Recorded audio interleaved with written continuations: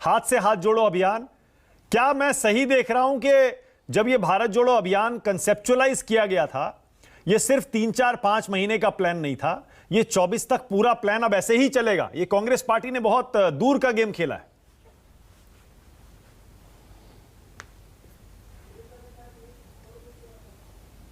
आपने शायद म्यूट किया है आशुतोष।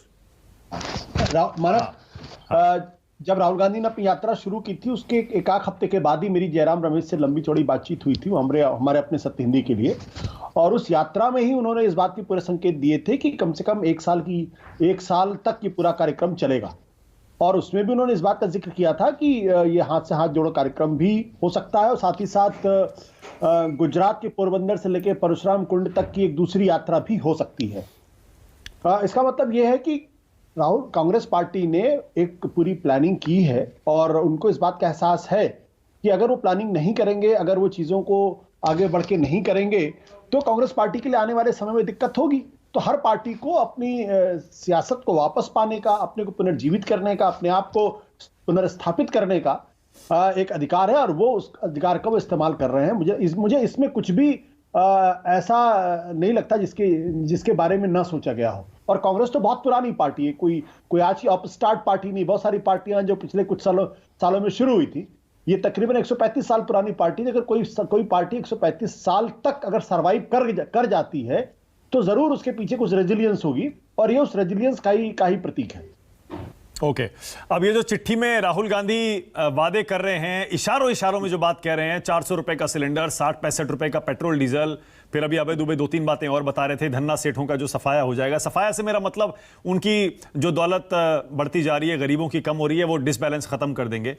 क्या इससे अगले कुछ 6-8 महीने की राजनीति का संकेत मिलता है कि कांग्रेस पार्टी किन मुद्दों पर फोकस करने वाली है? आशुतोष, देखिए, ये जो कुछ भी है वो उसकी पहली सीढ़ी तो ये है कि जिस तरीके से 2023 में जो अलग अलग राज्यों के अंदर विधानसभा के चुनाव हो गए, वो बहुत पूरी तरीके से फोकस में है, खासतौर पर उसमें कर्नाटक, उसके अलावा मध्य प्रदेश, राजस्थान और छत्तीसगढ़।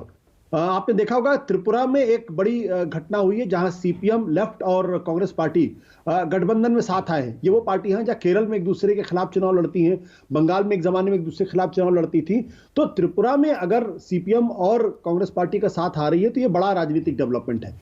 इसका मतलब यह है कि एक बड़े मॉडल को बनाने की तैयारी हो रही है कि हो सकता है किसी एक राज्य में कांग्रेस पार्टी किसी दूसरी राजनीतिक पार्टी के साथ एकदम गुत्थम गुत्था हो, लेकिन उस राज्य के बाहर कांग्रेस पार्टी उसके साथ समझौता कर सकती है। और इसलिए इसको मुझे लगता है ये भारतीय जनता पार्टी के लिए थोड़ी सी दिक्कत का प्रश्न हो सकता है।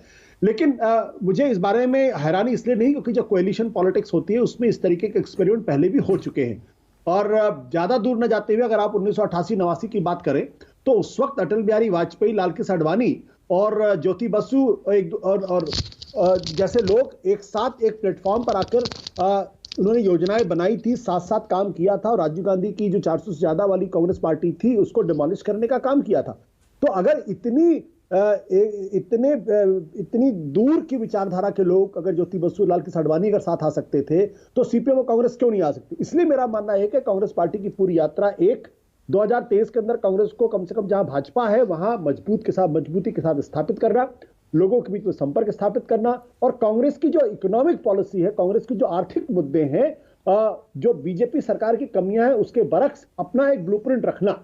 ये अभी आपने एक बार गौर नहीं किया, राजकुमार भाटी जो समाजवादी पार्टी के प्रवक्ता है, अमूमन उनकी बातों में समाजवादी पार्टी के प्रवक्ताओं में तलखी दिखाई पड़ती थी।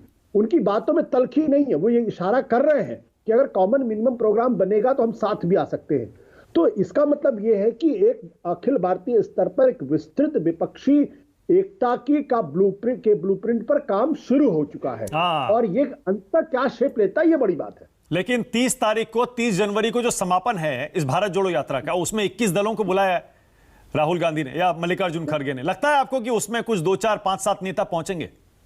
मानक उसमें पहुंचे या ना पहुंचे, ये जेस्चर पॉलिटिकल है कि आपने अपोजिशन के लोगों को एक जेस्चर दिया कि भाई हम आपको साथ लेके चलना चाहते हैं, हम आपके साथ रहना चाहते हैं, आप हमारे साथ आए।